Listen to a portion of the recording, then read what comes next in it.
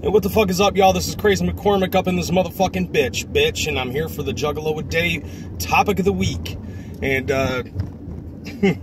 I tell you, man, like it was a little bit of a toughie, but I started actually thinking about shit that people really haven't been talking about all that much.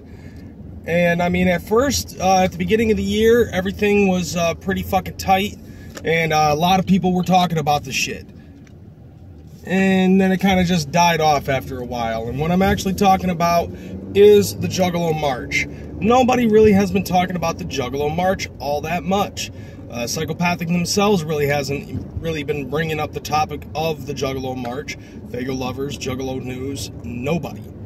So I figured that it would probably be in the best interest of everybody that's out there to try to bring up the march a little bit more often. Let's try to get this out into the open, talking about things, questioning who might possibly be there. You know, whether or not just to perform, but also who is going to actually march with us. So that is one of the things that I wanted to talk about. Was this, you know, just the fact that we need to talk a little bit more about the march, especially with the huge importance that this is. Which brings me to the topic of the week. You know, with all of these things that have been going on, other than information that's been put out on the march, you know, the question has been rising in my head for a little while, is because of this absence when it concerns discussion of the Juggalo March. I mean, does this mean that people think that the Juggalo March might not really be all that successful? Is that why nobody's talking about it anymore? It's just kind of like, oh, it's not really that big of a deal or anything like that. I'm pretty sure that there might be some small group out there that might actually be talking about the march in and of itself and whether or not it's going to be a success. I don't know, because I didn't actually see this for myself. I'm just speculating at this point. But me, I think that this is a topic that we should actually be talking about, because this is a very important thing in the lives and our future as a community, as whether or not the FBI is going to continue to call us a gang or not. You know, that's something that a lot of people have tended to forget about. Really, everybody's been kind of sidetracked with all the bullshit that's been going on in social media. A lot of this M&E psychopathic fucking beef. And a lot of things have really just derailed the minds of the masses and talked about this left and right, talking about this beef, talking about these problems that everybody has with, whether it be Young Wicked, Twisted, G-Mo-Ski, M&E as a whole, Insane Clown Posse, Psychopathic as a whole. Nobody's really talking about what is the most important, and I think that's because everybody has taken sides. Now, if you've chosen a side, I'm not really against that. I'm not against people who want to just stay neutral. But one thing is for certain, that it doesn't matter what side you've taken, no matter what, all of us, whether it be juggalos or whether it be the pro M&E motherfuckers that are out there, we're all lumped into this one secular situation together. So the question actually is whether or not the Juggalo March will be a success or not. And personally, I think that it has its possibilities. You know, Violent J himself had said that in order for this to be a success in his eyes, it will require about 3,000 juggalos to be a part of this. But even if there's only like 25 ninjas that all participate in this march, excluding themselves, everybody is psychopathic, and the like.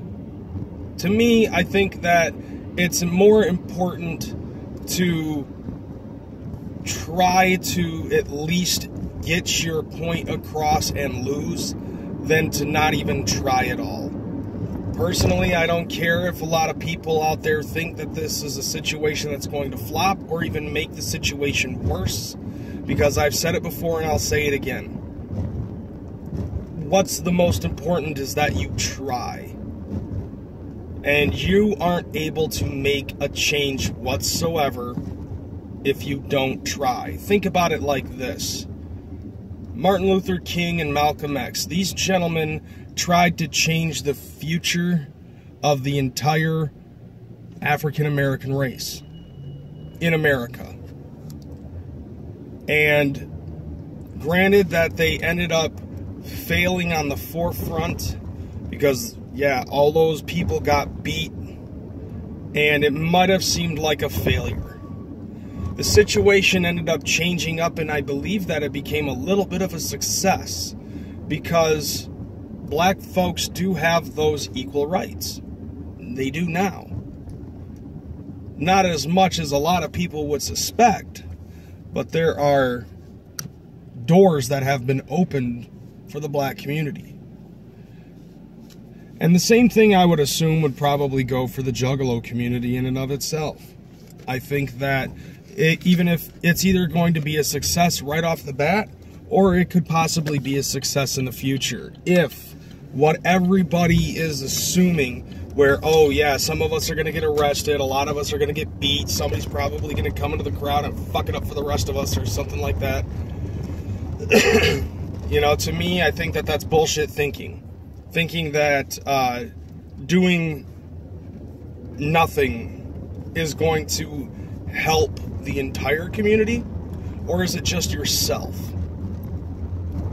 Do you really want to try to live under a bridge and stay in hiding for the rest of your life?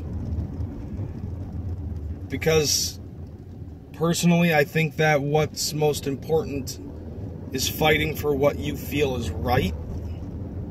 And what I believe is right is that these motherfuckers permanently declassify us as a whole from being what they claim to be. Because you know it, I know it, everybody out there in the community knows it. We're not what they claim that we are. And as far as I'm concerned, whether or not it's a success right off the bat, it can eventually become a success. Just like Martin Luther King and Malcolm X with black rights, eventually it will 100% become a success. And that's all I have to say about the situation. Tune in tomorrow, you'll see Mr. Makan. I'm Kreyz McKormik, and I'm out this bitch. Deuces.